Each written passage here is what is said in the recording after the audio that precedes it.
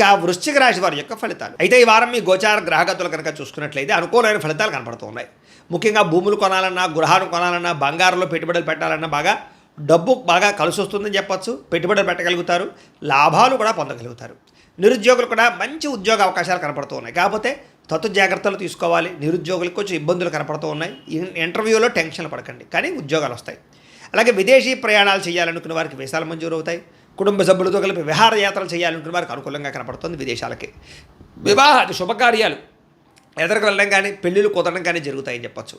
అలాగే ఆరోగ్యం పట్ల ప్రత్యేక శ్రద్ధ పెట్టడం, వ్యాయామం చేయడంతో పాటుగా ఆహారంలో మార్పులు, జీవన శైలిలో మార్పులు తీసుకురావడం వల్ల అనుకూలంగా కనపడుతోంది. సరదాలకి, సంతోషాలకి, విలాసాలకి ఎక్కువగా డబ్బులు ఖర్చు పెట్టే అవకాశం కనపడుతోంది. అలాగే సంతానం పట్ల ప్రత్యేక శ్రద్ధ, పిల్లల అభివృద్ధి చూసి ఆనందపడడము జరిగే అవకాశాలు ఉన్నాయి.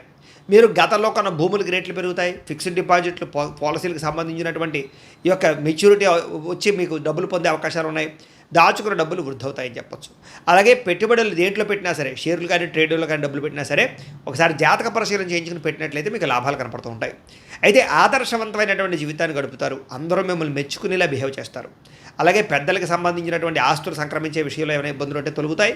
పెద్దల ఆస్తులు కోర్టు వివాదాల నుంచి పరిష్కారం చేసుకోవడం లాంటివి కనపడుతున్నాయి. డబ్బులు సంపాదించడంతో పాటుగా మీ మీద మీకు శ్రద్ధ, ఆరోగ్యం పట్ల శ్రద్ధ కూడా బాగా పెరుగుతుంది. అనేక రకాల మార్గాల ద్వారా డబ్బులు బాగా సంపాదించుకునే ప్రయత్నం చేస్తారు. భార్య భర్తల మధ్య సమస్యలు పరిష్కారాలు అవుతాయి, అపార్థాలు తగ్గుతాయి, ఆనందంగా ఉంటారు. సంతానం లేని వారికి సంతాన యోగ్యత కనపడుతుంది. భూముల యందు, గృహాల యందు, బంగారం యందు పెట్టే పెట్టుబడులన్నీ వృద్ధి అవుతాయి. విదేశీ ప్రయాణాలు కలిసి వస్తాయి. అలాగే విహారయాత్రలు కలిసి వస్తాయి. కుటుంబ సభ్యులతో కలిపి తీర్థయాత్రలు చేసే అవకాశాలు ఉన్నాయి. వివాహాది శుభకార్యాలు ఆటంకాలు తొలగుతాయి. ప్రేమించిన వాళ్ళతో పెళ్లిళ్ళు జరిగే అవకాశాలు, కుటుంబంలో ఒప్పుకునే అవకాశాలు ఉన్నాయి. ముఖ్యమైన వస్తువులు, వాహనాలు కొనుగోలు చేయగలుగుతారు. ప్రేమికుల మధ్య ప్రేమ, అనురాగాప్యాయతలు పెరుగుతాయి. బ్రేకప్స్ తగ్గుతాయని చెప్పచ్చు. భవిష్యత్తు గురించి, వివాహం గురించి మంచి నిర్ణయాలు తీసుకుంటారు ప్రేమికులు. కుటుంబంలో భార్యాభర్తల మధ్య సర్దుకుపోయే మనస్తత్వం వల్ల గొడవలన్నీ తగ్గుముఖం పడతాయని చెప్పచ్చు.